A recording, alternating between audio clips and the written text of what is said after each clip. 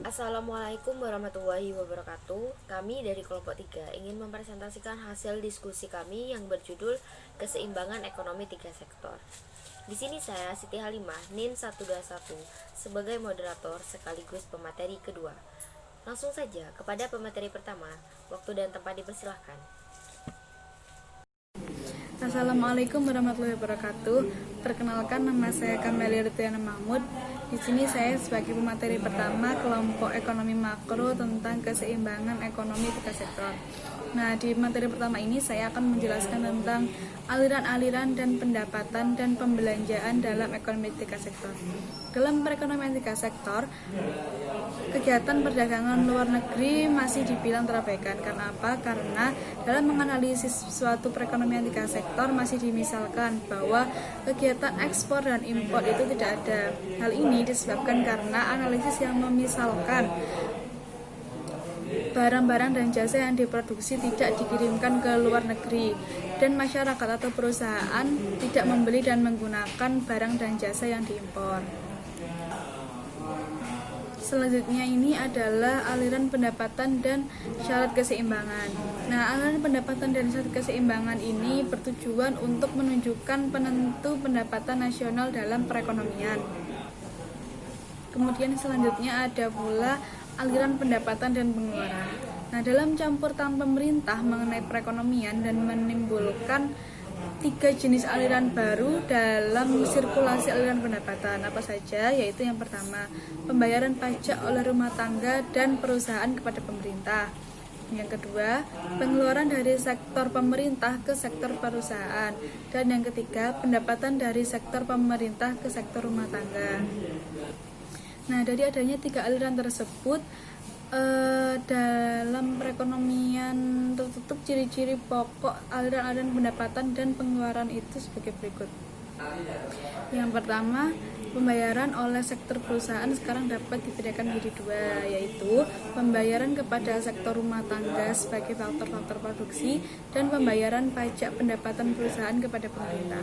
Nah, yang kedua, pendapatan yang diterima rumah tangga berasal dari 2 sumber, yakni yang pertama gaji, sewa, dan untung oleh perusahaan dan dari pembayaran gaji dan upah oleh pemerintah. Jadi pendapatan yang diterima dari rumah tangga itu sumbernya ada 2, yakni dari gaji perusahaan, dan yang kedua adalah gaji dan upah dari pemerintah. Yang ketiga, pemerintah menerima pendapatan berupa pajak dan dari perusahaan dan rumah tangga tersebut akan digunakan untuk membayar gaji karyawan untuk membeli barang dan jasa. Pajak yang dibayarkan oleh perusahaan dan rumah tangga ini kemudian oleh pemerintah akan digunakan untuk membayar gaji karyawan untuk membeli barang dan jasa juga. Jadi muter terus gitu.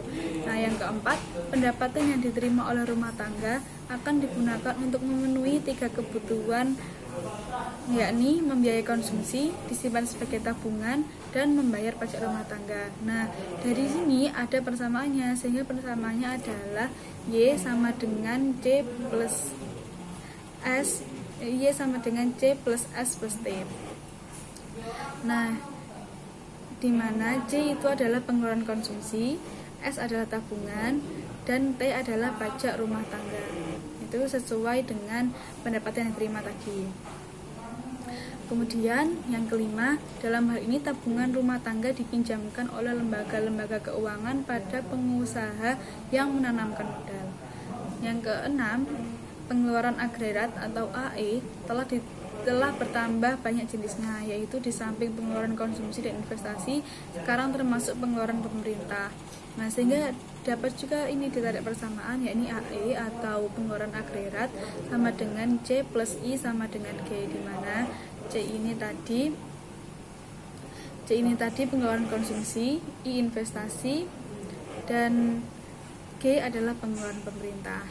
Jadi AE atau pendapatan agregat sama dengan pengeluaran konsumsi ditambah investasi sama dengan pengeluaran pemerintah. Nah, sekarang kita masuk pada pembahasan yang kedua, yakni syarat keseimbangan dalam ekonomi tiga sektor. Nah, dalam keseimbangan ekonomi tiga sektor ini, perekonomian akan seimbang dengan pendapatan nasional apabila penawaran agregat adalah sama dengan pengeluaran agregat. Nah, bisa dikatakan seimbang antara perekonomian dengan pendapatan nasional itu apabila pengeluaran agregat itu sama dengan pengeluaran agregat. Nah, di sini juga ada persamaannya. Jadi Y sama dengan AE atau Y sama dengan C plus I plus G.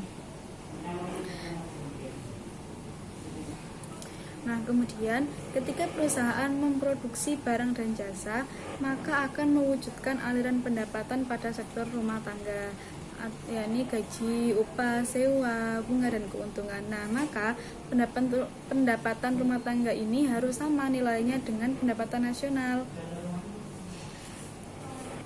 Nah, dalam hal ini juga ada persamaan, yakni sebagai berikut. Y sama dengan C plus S plus T. Dimana tadi C sama dengan pengeluaran konsumsi, S sama dengan tabungan, dan T sama dengan pajak rumah tangga. Nah, dari penjelasan-penjelasan tersebut kemudian dapat menunjukkan bahwa dalam keseimbangan berlaku persamaan Y sama dengan C plus I plus G. Kemudian pada setiap pendapatan nasional juga berlaku persamaan, yakni C plus S plus T. Nah, dengan demikian pada keseimbangan pendapatan nasional berlaku persamaannya adalah C plus I plus G sama dengan C plus S plus T. Nah, ini adalah persamaan dari keseimbangan pendapatan nasional, di mana C tadi adalah pengeluaran konsumsi, I investasi, dan G pengeluaran pemerintah. Jadi pengeluaran konsumsi ditambah investasi ditambah pengeluaran pemerintah itu sama dengan pengeluaran konsumsi ditambah tabungan dan ditambah pajak rumah tangga. Nah, dalam perekonomian tiga sektor ini persamaan I dan G itu merupakan suntikan ke dalam sirkulasi aliran pendapatan. Nah, sedangkan variabel S dan T adalah kebocoran, sehingga dapat dirumuskan bahwa dalam perekonomian tiga sektor yang mencapai keseimbangan akan berlaku keadaan sebagai berikut, yakni Y sama dengan C plus I plus G, dan I plus G sama dengan S plus T, dimana tadi C adalah pengeluaran konsumsi, I sama adalah investasi, dan G adalah pengeluaran pemerintah. Kemudian I investasi ditambah dengan pengeluaran pemerintah itu sama dengan tabungan, S atau tabungan, dan T adalah pajak rumah tangga. Itu adalah persamaan yang mencapai keseimbangan. Nah, sekian dari saya, cukup itu saja. Terima kasih. Assalamualaikum warahmatullahi wabarakatuh. Selanjutnya adalah jenis-jenis pajak yang dikutip oleh pemerintah. Jenis-jenis pajak secara garis besar dapat dibagi menjadi dua bagian, yaitu yang pertama adalah pajak langsung, yang kedua adalah pajak tidak langsung. Pajak langsung adalah pajak yang jenis pungutan pemerintah yang dilakukan dan dikumpulkan dari pihak yang wajib membayar pajak. Contohnya, setiap individu yang bekerja atau setiap perusahaan yang melakukan kegiatan dan mendapat keuntungan, maka disitulah mereka wajib membayar pajak. Yang kedua adalah pajak tidak langsung. Pajak tidak langsung adalah pajak yang bebannya dapat dipindah-pindahkan kepada pihak lain. Salah satu contoh jenis pajak tidak langsung adalah pada pajak impor. Biasanya akhirnya yang akan menanggung beban pajak tersebut adalah para konsumen.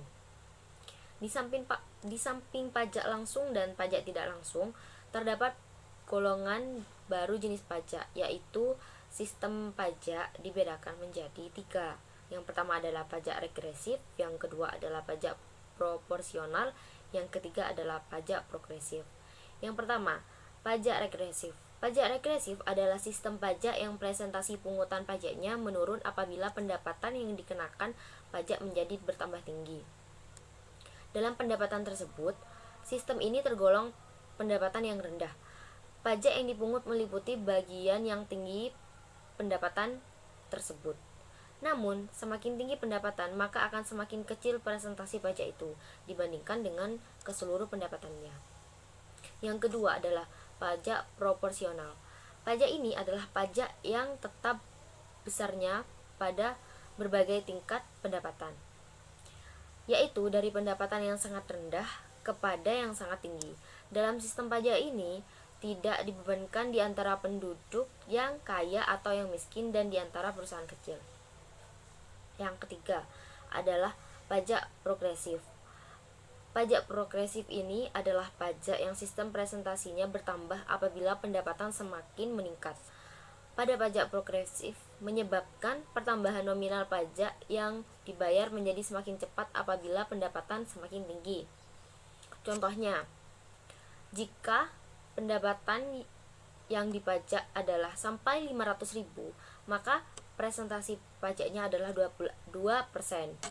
Sedangkan jika pendapatan yang dipajak adalah sebesar 500.000 sampai 2 juta, maka presentasi pajaknya adalah 4% dan seterusnya. Selanjutnya adalah efek pajak ke atas konsumsi dan tabungan. Dalam perekonomian dua sektor, pendapatan nasional adalah sama dengan pendapatan disposable.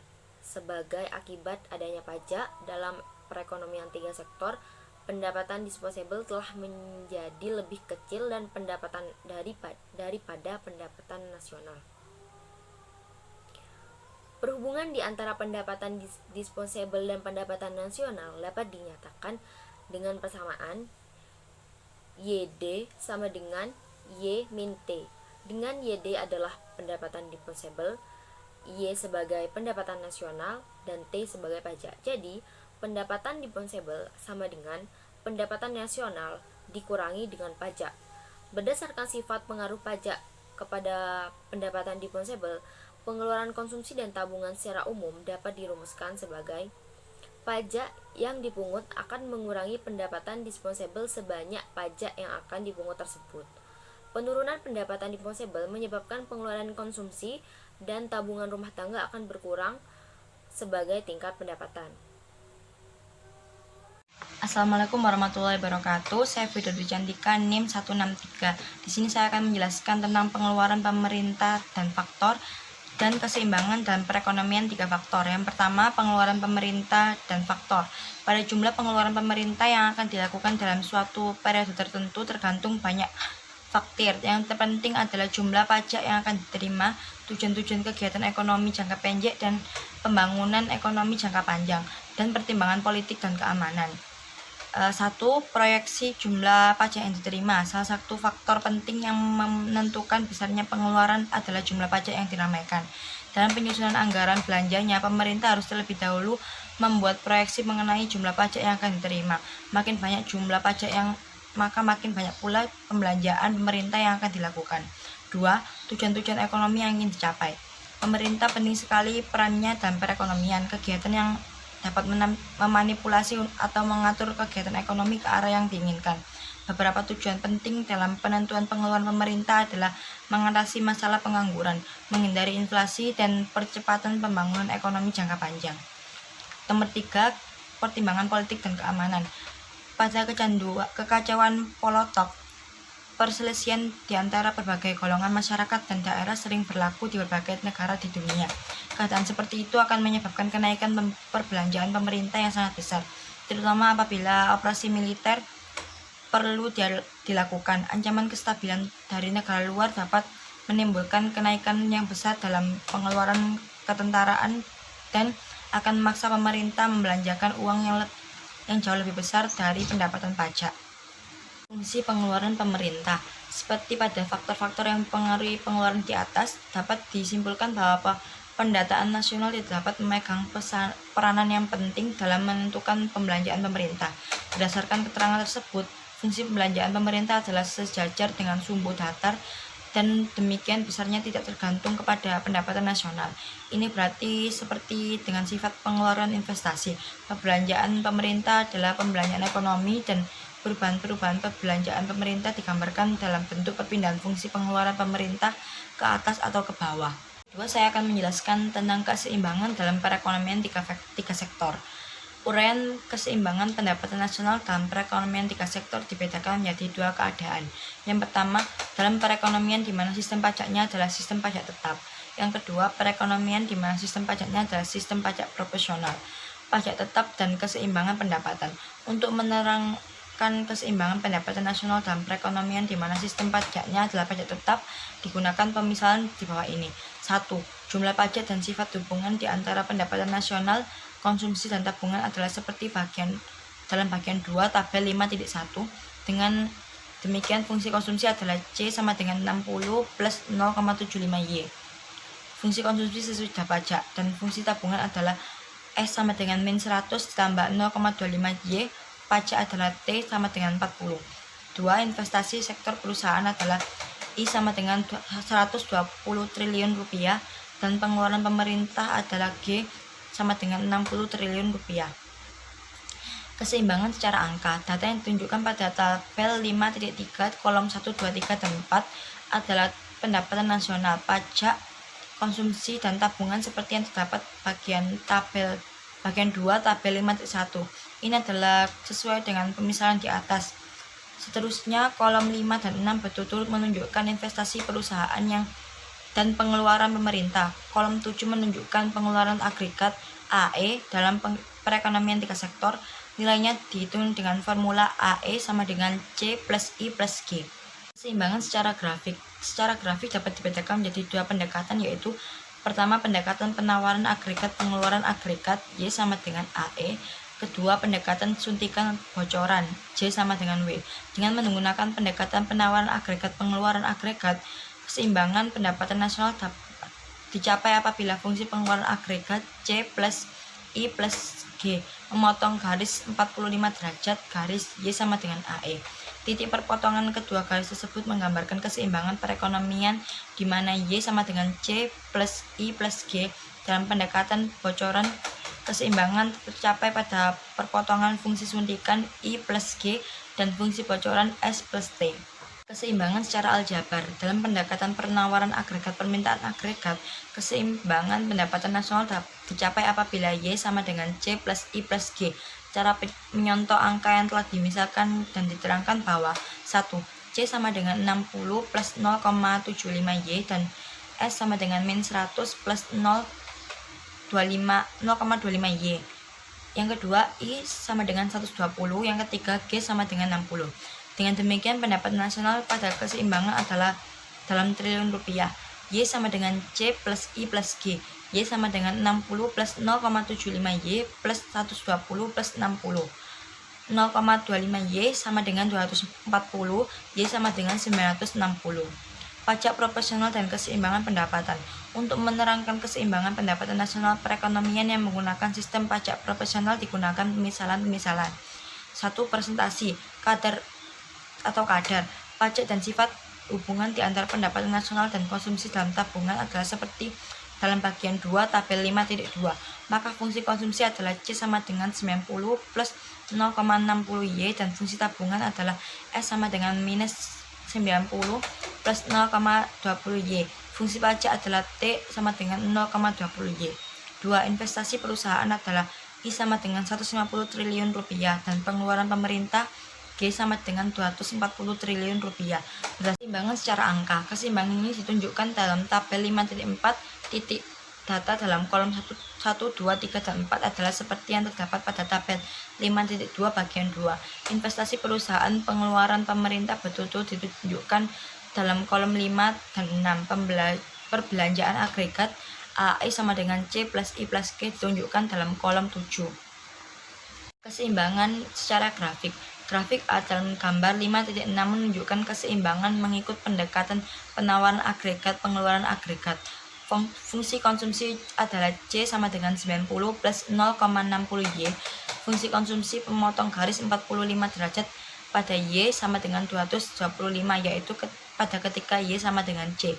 Dan fungsi pembelanjaan agregat AE memotong garis 45 derajat apabila pendapatan nasional mencapai keseimbangan Y sama dengan 1200. Suatu waktu tertentu adalah berbentuk salah satu dari 3 keadaan, yaitu 1. Mencapai tingkat konsumsi tenaga kerja penuh.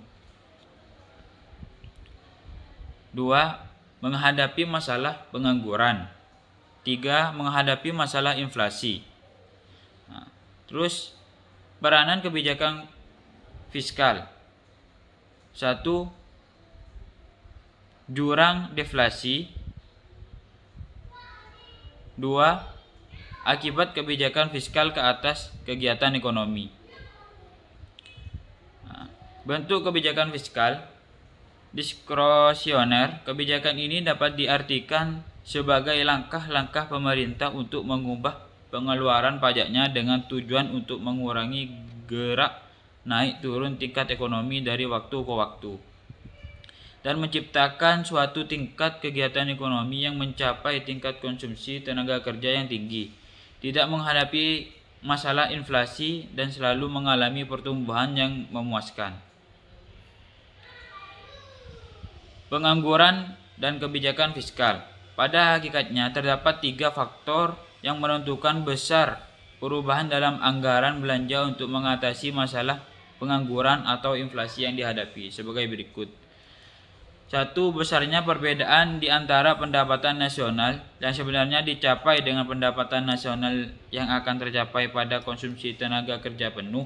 2. Bentuk kebijakan fiskal diskresioner yang akan dilaksanakan. 3. Besar kecondongan konsumsi marginal pendapatan nasional atau disingkat dengan MPC.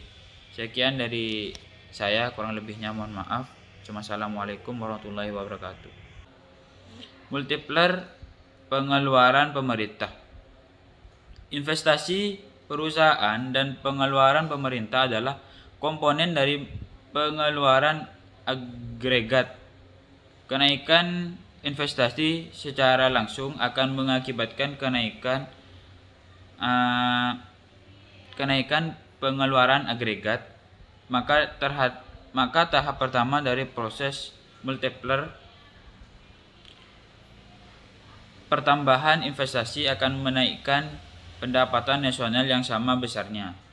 Mengeluarkan pemerintah juga akan mengakibatkan pertambahan seperti itu, yaitu pada tahap pertama dan proses multiplier terhadap pengeluaran pemerintah akan menaikkan pendapatan nasional yang sama besarnya.